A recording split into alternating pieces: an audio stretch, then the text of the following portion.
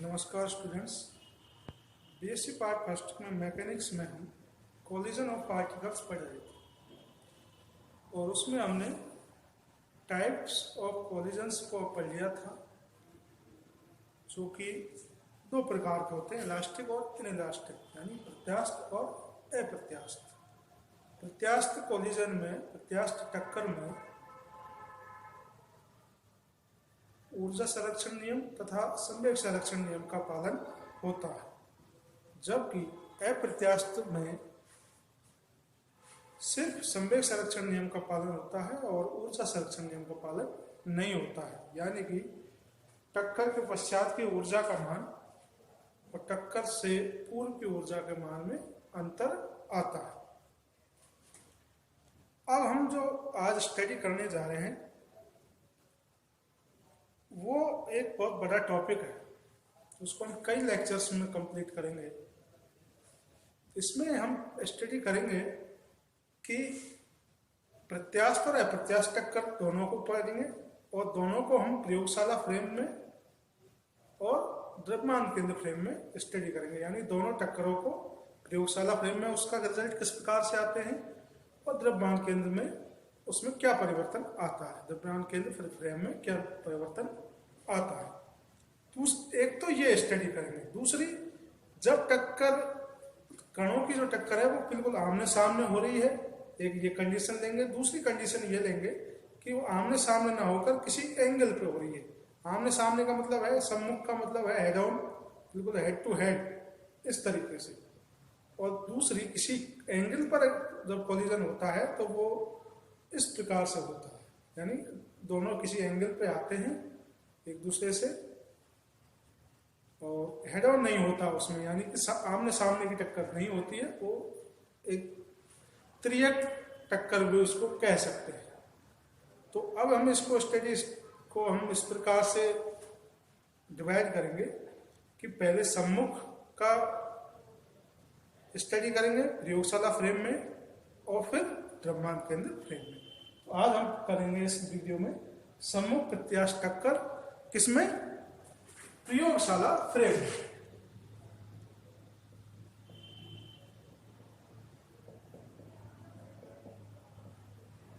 प्रयोगशाला फ्रेम क्या होता है? जो हम अपनी अब यहां से जिस चीज को स्टडी कर लेते हैं, ये अपना फ्रेम ऑफ रेफरेंस जहां हम खड़े हैं, उसको उस फ्रेम ऑफ रेफरेंस से हम किसी चीज को देख रहे हैं, तो वो एक प्रयोगशाला फ्रेम कहलाता है। अब वो हम जनरली इस तरह की स्टडी प्रयोगशालाओं में करते हैं, क्लासरूम में करते हैं, तो इसका नाम प्रयोगशाला फ्रेमवर्क दिया गया है। दूसरा होता है द्रव्यमान केंद्र फ्रेम, जो आपको हम पिछले लेक्चर में अच्छी तरह से समझा चुके हैं। तो आज हम पढ़ेंगे सम्मुख प्रत्यास्थ टक्कर प्रयोगशाला फ्रेम। अब मैंने पिछले उसमें दिखाया था कि प्रत्यास्थ, सम्मुख प्रत्यास्थ टक्कर, जिसलिए मान लीजिए ये कोई पिंड है m1, u1 इसका वेग है और ये इस डायरेक्शन में गति कर रहा है। दूसरा, m2 u2, ये इसका प्रारंभिक वेग है u2 और m2 इसका मास है, द्रव्यमान है। अब ये टक्कर करने के पश्चात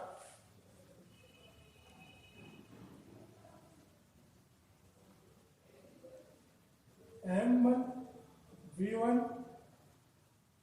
तथा m2 v2 इनका वेग हो जाता है। टक्कर के पश्चात v1 और v2 इनका वेग हो जाता है। तो संवेग संरक्षण होता है प्रत्यास्थ में।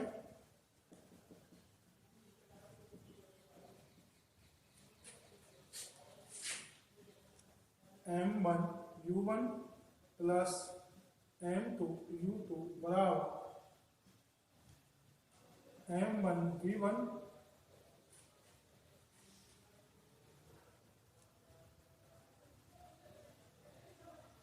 प्लस m2 v2, ये इक्वेशन नंबर वन, यानी कि टक्कर से पूर्व का संवेग बराबर टक्कर के पश्चात का संवेग।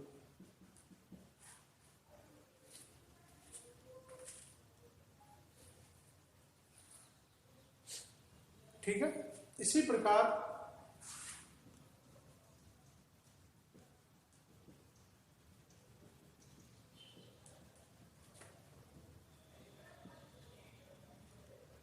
m1u1 स्क्वायर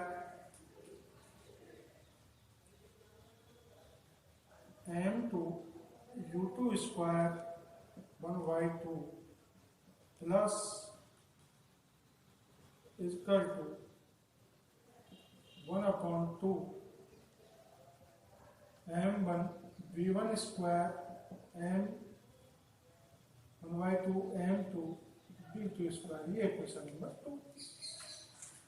टक्कर से पहले की ऊर्जा और टक्कर के बाद की ऊर्जा बराबर होती है। ठीक है, ये दोनों इसमें प्रत्यास्थ टक्कर में। अब समीकरण 1 से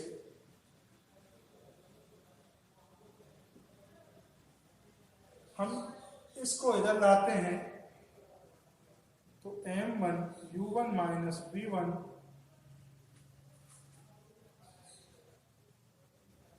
प्लस ये इधर आ गया बराबर minus u2 minus v2 m2। ये इक्वेशन नंबर 2।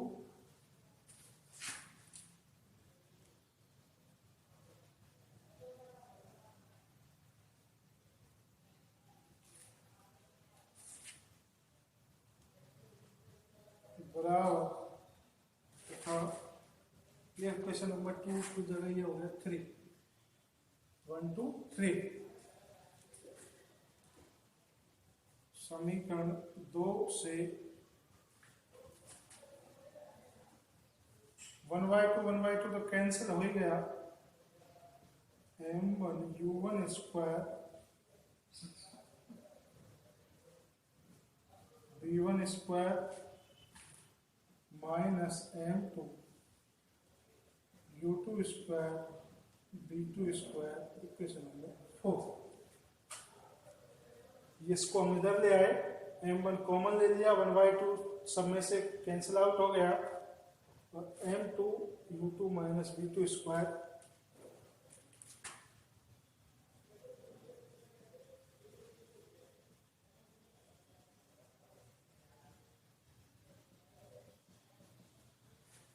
तीन से समीकरण 4 में हम 3 से भाग देंगे तो m1u1 square v1 square upon m1u1 v1 बराबर माइनस से minus cancel m2 upon m2 u2 square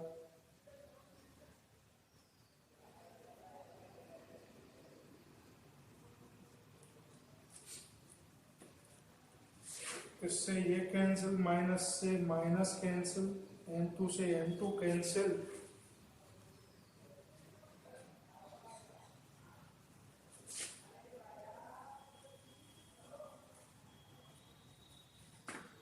इसको हम क्या लिख सकते हैं u1 plus v1 u1 minus v1 upon u1 minus v1। इसके फैक्टर कर लिए बराबर u2 प्लस v2 और u2 माइनस v2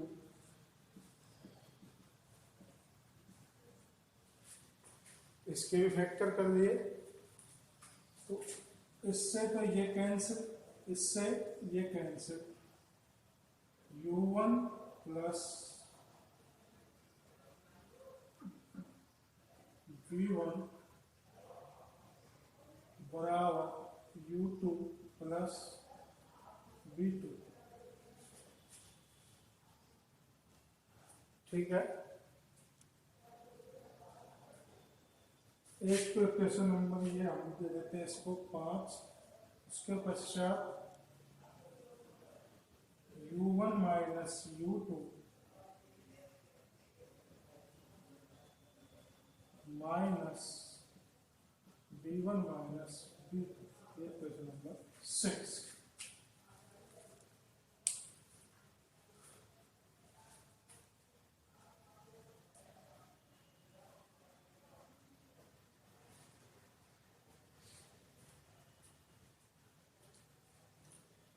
या इसको इस प्रकार से भी लिख सकते हैं, u2 minus u1 minus v2 minus v1, इस प्रकार से भी लिख सकते हैं। ऐसा उसमें आपकी बुक में इस प्रकार से लिख रखा है, तो आप इस प्रकार से लिख सकते हैं। तो ये क्वेश्चन नंबर 6 क्या कहती है? क्वेश्चन नंबर 6 ये कहती है कि टक्कर से पूर्व का सापेक्षिक वेग या आपेक्षिक वेग, दोनों कणों का सापेक्षिक वेग टक्कर के पश्चात सापेक्षिक वेग के बराबर ही रहता है। यानी दोनों के वेग का अंतर टक्कर से पहले का और टक्कर के बाद का बराबर रहता है, लेकिन डायरेक्शन कैसी रहती है? विपरीत रहती है। नेगेटिव साइन क्या दिखाता है? डायरेक्शन को, विपरीत दिशा को दिखाता है। यानी टक्कर से पहले का सापेक्षिक वेग और टक्कर के पश्चात का सापेक्षिक वेग बराबर रहता है और उसकी दिशा विपरीत रहती है। अब यहां से हम v1 का मान निकालें, तो v1 बराबर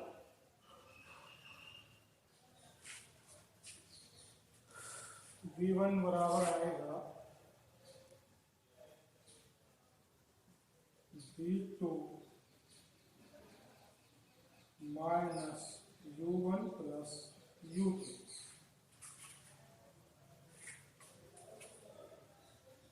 इन वेक्टर फॉर्म, और v2 बराबर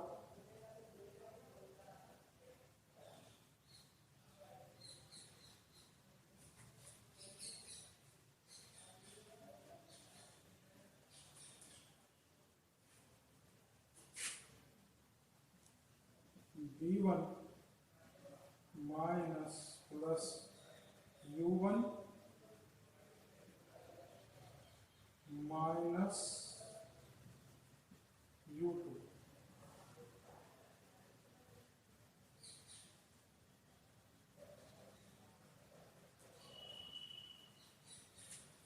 ठीक है, अब ये मान हमारे पास प्राप्त हुए।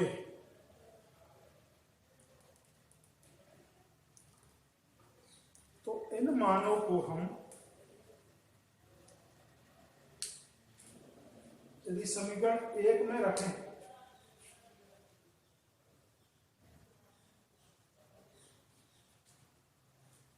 समीकरण यदि v1 का मान समीकरण 1 में रखते हैं, v1 वेक्टर का मान समीकरण 1 में रखने पर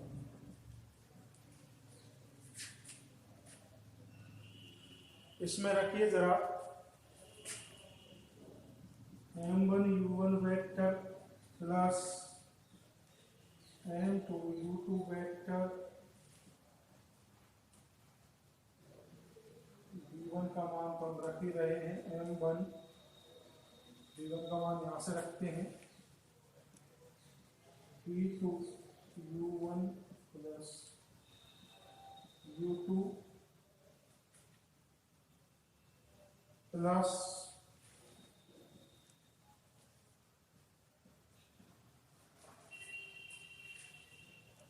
और यहां से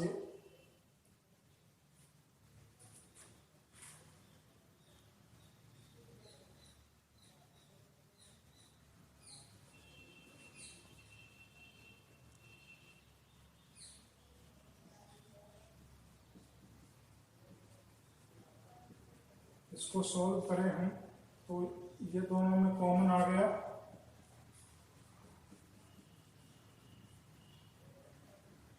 m2 equal two into v2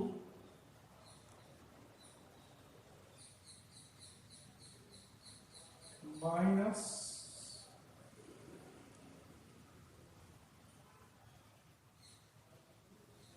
m1 u1 vector plus m2 u2 vector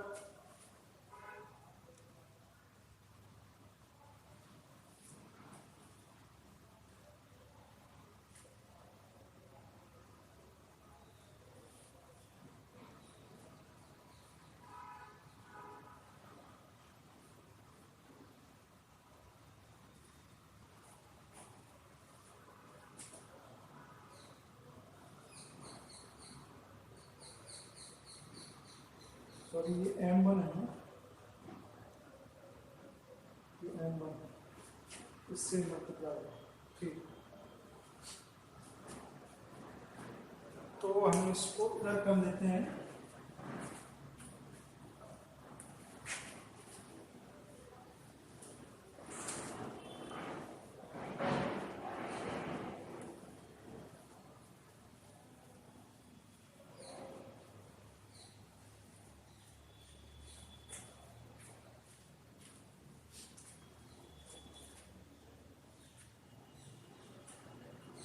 हमें v2 का मान चाहिए, तो m1 प्लस m2 v2 बराबर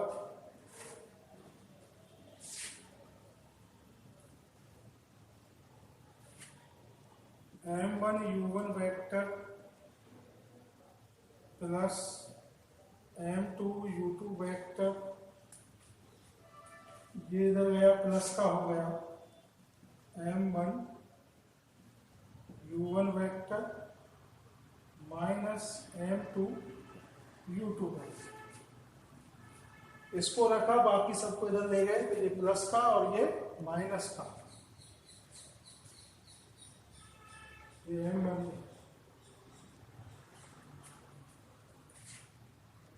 तो ये तो हो गए 2m u1 वेक्टर, इन दोनों में से कॉमन आ गया m2 minus m1 u2 vector, तो यहां से v2 वेक्टर बराबर 2m1 u1 vector upon m1 plus m2, या माइनस कर सकते हैं m1 minus m2 m1 plus m2 u2 vector, ये इक्वेशन नंबर 9।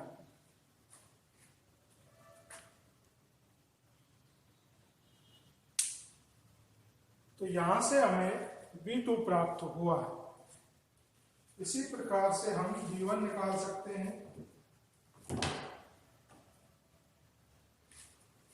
और v1 का मान आएगा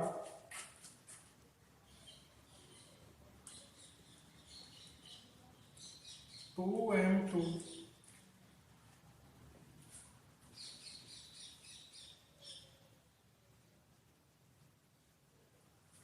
2m2 u2 अपॉन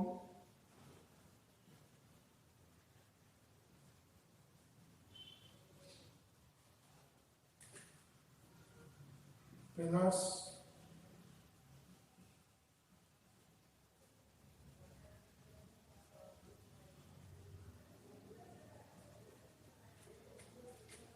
u1, ये इक्वेशन नंबर 10।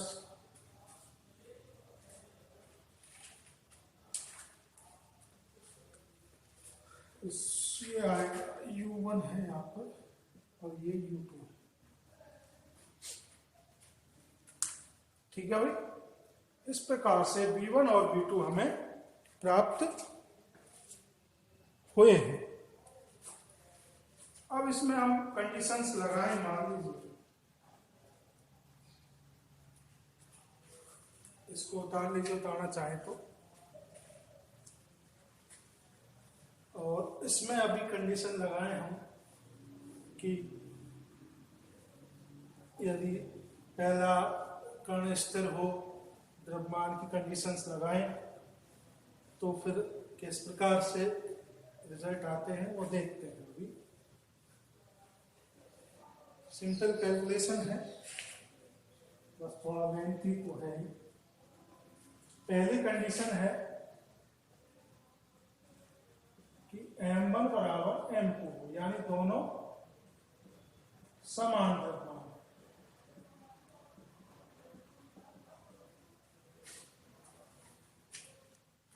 समान द्रव्यमान होगा तो ये स्टेप तो हो गई 0, ठीक, ये स्टेप हो गए 0 और ये भी हो गया 2m। तो ये हमारे पास क्या आएगा,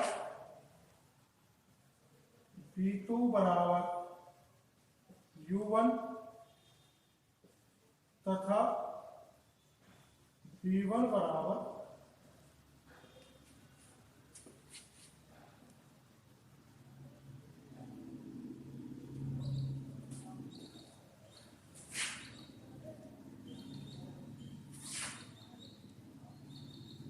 इसमें वो कंफ्यूजन तो है, V1 ये U2 ही है,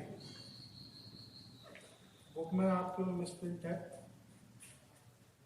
V1 बराबर U2, यानी दोनों के द्रव्यमान समान हो तो टक्कर के पश्चात उनके वेग क्या हो, आपस में बदल जाते हैं।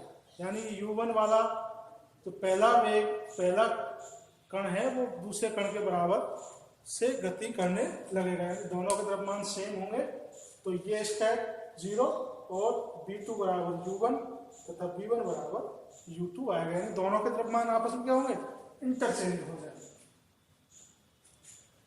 और दूसरी कंडीशन, जब U2 बराबर 0 यानी कि ये 0 हो तो इसमें V2 बराबर आएगा हमारा 2m U1 vector upon M1 plus M2, और V1 वेक्टर बराबर M1 minus M2 M1 plus M2 U।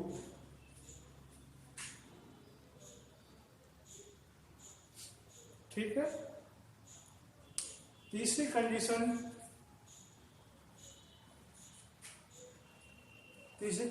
है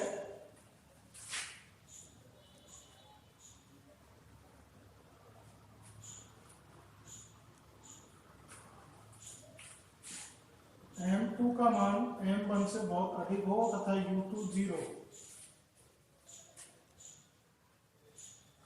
M1 का मान M2 का मान इससे बहुत अधिक हो और U2 का मान 0 हो तो V2 बराबर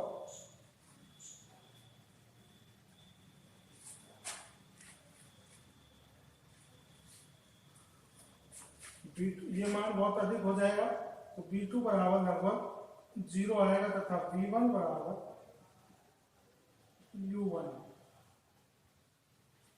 ठीक है, तो M2 का मान बहुत अधिक होगा तो ये टर्म कैसे आएगी, बहुत छोटी आएगी, तो यानी V2 का मान लगभग 0 तथा U1 का मान V1 के बराबर आ जाएगा। ठीक है, ऐसे ही चौथी condition M1 must greater than M2 and U2 बराबर 0 हो तब